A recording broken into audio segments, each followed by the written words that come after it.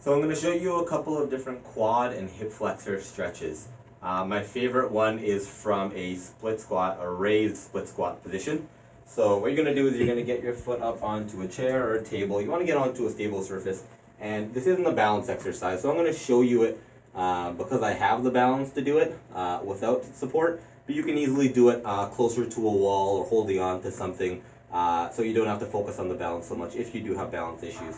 So the first one is going to be for your quad. So you're going to come down and you're going to allow the knee to bend completely. You're going to keep a nice upright and tall chest, and you're going to try to bring this heel as close to your bum as possible. You'll get a nice stretch through your quad that way.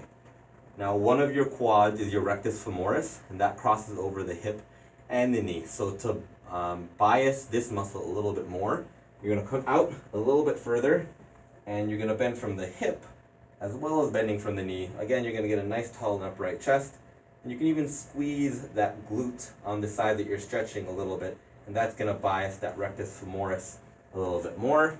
And then to have a completely hip focused stretch, you're going to get down into a half kneeling position. Again, nice tall and upright chest, and you're not going to lean into a stretch like you would see a lot of typical hip flexor stretch videos doing. I'm going to do it on the other side so we can see it a little bit better.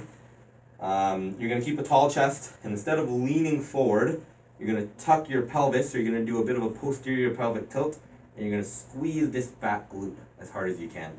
And through the inhibition of the hip flexor by the glute contracting, you're going to get a nice stretch through your psoas and a little bit through your rec fem.